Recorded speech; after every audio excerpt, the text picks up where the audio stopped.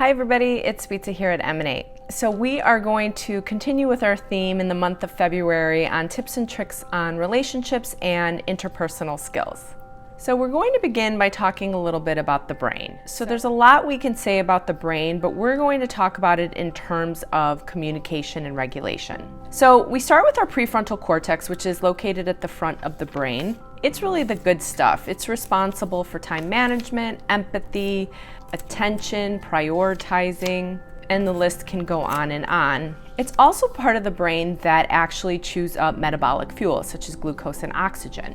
When all of that gets depleted, someone might just say to you, oh, can't you just try harder? And the reality is you might not actually be able to. Your brain capacity is kind of kaput for the day. Why does that matter? It matters because we actually want to be making decisions out of our prefrontal cortex and not out of our limbic system, which is really the emotional brain. So our emotional brain is really when, I'm sure you've heard of it, where your amygdala gets hijacked and you're in your fight, flight, or freeze mode. This is where you can really categorize your brain being dysregulated. You'll see behaviors out of people such as maybe giving someone the silent treatment, blaming. You might hear a couple of swear words here and there. You might get some eye rolling, some stonewalling, harsher criticism. It's important to note that when you are actually in your emotional brain, it is actually harder to problem solve and think things through because you are dysregulated. And for those parents out there, just so you know, your kids can only be as regulated as you are in your brain. So let me put this in context because a lot of brain talk, but how does that actually manifest in real life? So this was months ago, but I went to Jewel. So I was actually approaching the frozen section and I was about to turn left when I bumped into a woman and I said, oh, excuse me, you please go ahead. And she looked at me and said, well, you can't go this way anyway. And I noticed that on the floor there were arrows, which I didn't see before. So I said, oh, thanks. I didn't even notice that. Thanks for the tip. And she looked at me and rolled her eyes and said, get a clue, and continued on her way to the next aisle. So this is just to illustrate how quickly your brain can go to the emotional state. Instantly, when she said to me, get a clue, I literally started to ruminate in my head and say things like, well, who's she to say that to me? Or how rude, right? And I started to practice kind of like what I would even say to her. So as humans, we have things that will actually hijack us and put us in our emotional brain. We're in an emotional state, right? We call these things that could actually be the cue a trigger. And throughout the day, whether it be at work, at home, we actually have triggers that cause our amygdala to send us into fight or flight or freeze. I want to be clear that it is the trigger that might be the starting point, but it is typically the narrative that you have placed with what just happened that actually causes the dysregulation. So in my case at Jewel, when the lady said to me, get a clue, the narrative that I attached to it was, who in the world is she to talk to me like that? So disrespectful. How could she? I deserve better. I deserve more. She ruined my shopping trip. All of those types of things.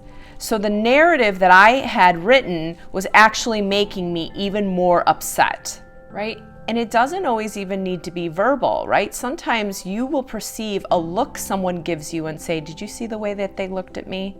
I know that they think I'm not doing my job, when they actually may not mean that. But it's the narrative that we attach with that. But really the first step to communicating well is to make sure that you are regulated. So 3 quick strategies on helping support yourself to be regulated. Number 1 is breathing.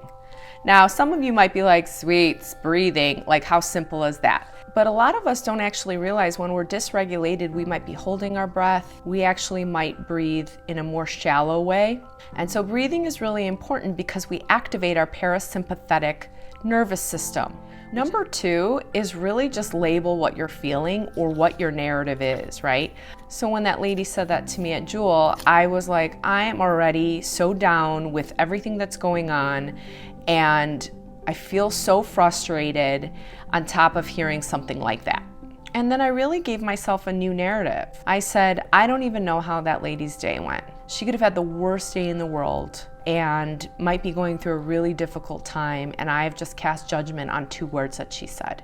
So it was reframing and putting a new narrative on my story that helped support my regulation. So once you've supported yourself in regulation, you're actually halfway there to help connect yourself with others. So a lot of the times we don't realize we actually have to create conditions for communication, really create conditions for safety. So number 1 for creating conditions is the soft startup. Have you ever walked out of your office and you're just like gonna go get a cup of coffee, or got online and before you could even say hello to everybody, everybody's asking you for something? That in itself can actually cause dysregulation. So it's this idea of a soft startup, and it's not to be fake whatsoever, but it's really to acknowledge people, almost put some cushions around of, how are you? Make a joke, right? Compliment someone, make a connection with someone on any type of level, whether it be parenting, books you've read, so on and so forth. What we don't realize that when you make that kind of connection, that actually releases dopamine in the brain, which is the feel good. And you're actually raising the level of consciousness in a room when you are doing that. Number 2 is ask questions. Example, if someone asks a question about a project and you have a narrative in your brain that says he's asking because he doesn't like it, by asking questions, you can actually help support your regulation and also support someone else's regulation, because otherwise you might sound like, well, what do you mean by that? Or get defensive. So really asking questions is the way to help support yourself, especially if you find yourself writing a narrative in your head. The third one is accepting influence.